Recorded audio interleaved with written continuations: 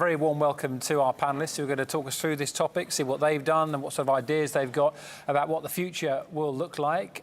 And they're all here in the studio. None of this is Zoom business. I'm joined in person by Anthony Chesworth, the CEO and founder of ekm.com.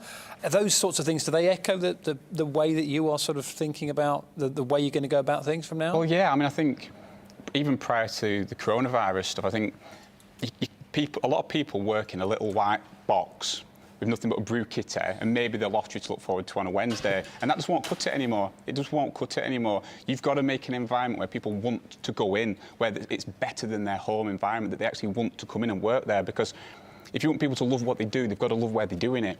And actually, what's happened over the last 12 months has exacerbated that, because if you now are expecting your people to want to come back in, it's got to be an attractive environment, somewhere they want to be. So you've got to do all this stuff, haven't you, to attract more people to come in and make them, give them the ability to choose where they want to work from as well. I mean, things that we've done is we've told all our team that they can work from home forever if they want to, because I don't think there's many employers out there who can hand on heart say, I want everyone back. I know there's a lot that do. I want everyone back in because that's the way it's always been done. But people have proven that this works. They can work from home, and people should be trusted. And if you don't trust your workforce, they shouldn't be working for you. And so, yeah, we're doing all that kind of stuff. Yeah, it's really important. And talking about working from home, you started your business was it from your bedroom? Yeah. Just you? Yeah, mum and dad's bedroom. How old were you when you did that? Oh, 21, after university. Yeah, so it's a funny one really for us, because I've always worked from home because I set it up from home. Yeah. But as our business grew, we've never really properly embraced remote working, and so this has forced us as a business to embrace that. It's something that like a lot of businesses, we've been forced to update, haven't we? And we've been forced to do remote working as well. And yeah, I mean, for me, it's amazing because I can work from anywhere in the world, back when you were allowed to travel, or hopefully again soon. But yes, it's always been like that. And we allow other people our business allows other people to set up their own online shops. So we're actually helping more people to work from home and spend life doing something that they love as well. Yeah. So it all fits. The whole thing fits.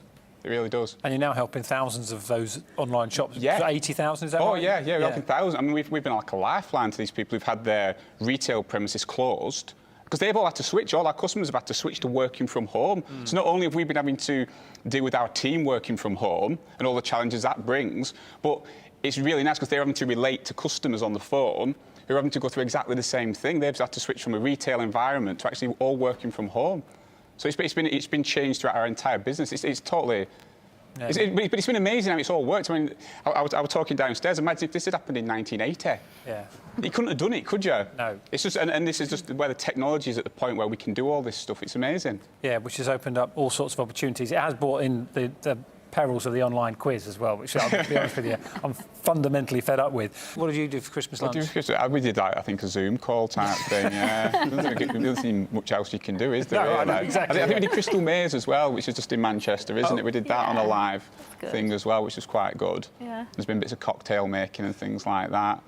And a lot of alcohol. Yes, I think that's been a theme, I think, for quite a few companies. Alcohol and chocolate. From what Rach was saying there, obviously, on a smaller scale, but what does it mean for me? These are crucial things which you have to communicate to your staff, isn't it? Yeah. I mean, it was scary. I mean, you remember back to that first lockdown. It was scary. It was, and people didn't know how it was going to affect them. And when we introduced a few years ago a thing from Facebook called Facebook Workplace, which is a bit like an intranet system, and we use that to communicate quite heavily with the team, and it allows people to ask questions and comment. It's like normal Facebook, but just locked down just to your employees, which has been really good for us, enabling us to communicate with everyone. And it's similar to what you guys were saying, just surveying, speaking and listening to what the concerns were that people have had. How big an issue has anxiety been, either for yourself or for members of staff? Is that something that you've had to address? Well, yeah. I mean, the sad thing was that prior to the COVID situation, obviously, it was all about mental health, wasn't it? It was mental health, really important. And then when the crisis happened, it kind of, even from a government perspective, it kind of got ditched. Mental health, we won't talk about that. It's all about social distance. It's all about, and it's only now it's starting to come back to the front, because we're realising in this country that there's going to be a big mental health crisis, and it's slowly coming up. And I think that was really sad that it was just forgotten. I know there was other priorities and things, but I think it got forgotten in this country. So yeah, it's a massive deal, and I think actually work and people having jobs that they love and things like that is what's got a lot of us. I bet it's what's got us lot through this. having something that we love to do and actually keeping us busy. And so I think it's for those people that maybe haven't been able to work or have lost their incomes. I mean, I dread to think, and I think actually, as an employer, I think it's our responsibility to keep people engaged, keep their minds going, isn't it? And that's what we've all done. And I think everyone has had a part to play in that. And Anthony, you're EKM are a sort of an e-commerce business. So again, real opportunities to expand, to change the way you do things, and you must be delighted to be sat here as one of the best improvers. It's amazing. It's amazing. It's a testament. I was saying to Jonathan when I spoke to him the other day, it's funny because as the CEOs and people, we get pushed as the spokesperson, but it's not me that's done this. It's the team, it's the managers, it's the recruitment process, it's every single member of the team. And so I'm kind of just, if we could fit all 70 people or whatever, 75 people on this chair, we would. But it's amazing, and it's a testament to everything that everyone's done. And we've had to do a lot. Very similar stories, really, that we were doing a lot of this stuff, but we weren't communicating it properly. Because I think, I'm from Burnley born and bred, and then from the northwest of England. And I think a lot of businesses and people are very humble around here. They're very humble. They don't shout about stuff. Like if this was America, if this was California, you'd be like, hey, we're great at this, we're great at that, we're great at everything. And we'd be really, everything would be great. But we're not like that, are we? And so sometimes we don't shout about the good things that we do. And I think as businesses, we were the same. We weren't shouting about the charity work that we were doing. We weren't shouting about some of the perks and benefits we were giving. And celebrating our successes enough. And I think doing the survey a couple of years ago and getting One to Watch sort of highlighted that for us, that we weren't shouting about it enough. And so this time we made a really big effort to just remind people what we're all doing and that we are all world class. We were telling the team they're world class. You are world class. It's very hard to think you're world class sometimes when where you are, like Burnley and places like that. But we're world class. We're better than California, better than America. We are. Come on, we are. And once you start telling people that and you start to believe that, that's when all this falls through. And that's how we did it, really. It's telling people what they already knew deep down, but maybe too humble to say out. Yeah, I mean, just to blow a bit more smoke your direction, there's, you've got over 2,000 five-star reviews, haven't you? So that's confirmation that you are doing a good job and your team are delivering. Yeah, it's mega important for us. We've got to be world class. You've got to be to stand out, and I think everyone deserves that. Everyone deserves, in whatever field you're in, to be world class. Why would you not want to be the best at what you do? I think one of our values at our business is about evolving, that tomorrow should always be better than yesterday. And that's true of our customers, it's true of our business, and it's true of us as individuals. If you want to be the best salesperson, you need to be reading all the best sales books, watching all the YouTube videos. Whatever it is you want to be, you've got to keep evolving and adapting. And that's what this is about, isn't it? We're always going to be evolving and making it better for our customers and for our team.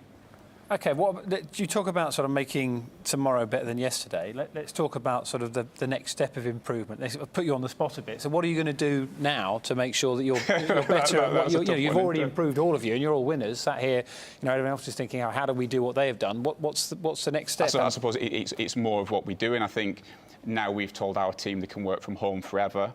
That's going to massively change things, because obviously we spent a fortune on a fancy office in Preston. It's like a landmark building in Preston. It's got like a 3-story slide, an Airstream caravan, all this kind of stuff. What caravan? An Airstream caravan, one of the big metal... Oh, yeah, brilliant. Yeah, it came all the way from America on the back of a ship. It's in there. What's happening to that now, then? Well, it's just in there. I suppose if everything goes wrong, me, Alison and the kids will be living in there, won't we? We've always got a backup. But that's a good slide for the kids, though. Yeah, they love it. They love it. And they're the only people who've been using it for the past 12 months. But I suppose it's more of the same. It's more, if we want to get people back into the office to maybe do 2 or 3 days a week, which is what everyone's sort of saying, the popular thing, we've got to put more stuff on. We've got to kind of double down on this stuff. So it's not shying away from it, it's doubling down. So how can we make the environment be even better? Do we put catering on? Do we put breakfast, lunch, teas on? Do we offer more services? Mr. Motivator, DJ Chesworth, all this stuff to make it even more appealing. Do you know what I mean? It's doubling down on everything that we're doing. You started the business from scratch, as you said earlier, from your bedroom, which enables you to make mistakes and to do that when lots of people are relying on you, but also to basically be on the steepest learning curve there is. Well, yeah, I've had to learn everything. I've had to learn the entire business over the past 19 years. But I mean, the most fundamental thing I've learned from anyone in business or anyone you ever speak to is that it's all about spending life doing something that you love. If you find that thing that you love to do, you'll never work a day in your life. I know it's a cliche thing, but it's true. And if you find that thing that you love to do, you'll practice it. And because you practice it, you'll get better and better and better at it. I assume you love doing presenting, and because of that, you'll practice and practice, and you get better and better at it, and then you'll have more and more success as a result. But sadly, in this world, I think it's about, I mean, I'm sure Jonathan knows the stats far better than me, but 3 out of 4 people hate what they do. They hate work. It's work. Even the word work, oh, work, I've got work to do. And because they hate what they do, they never practice it, they never get better at it, they never get any success, and work's a horrible thing. And if you want people to be engaged and be giving you big scores on these sort of things, you need an engaged workforce that love what they do. And that's the most important thing, is to build a team of people who love what they do and to make sure it's a place where people can love what they do. And I think that if you can get to the end of your life and be able to look back and say, I've spent life doing something that I've loved, you've won. And if I can in any way help people who choose to work at EKM or our customers to do that, I'll be happy.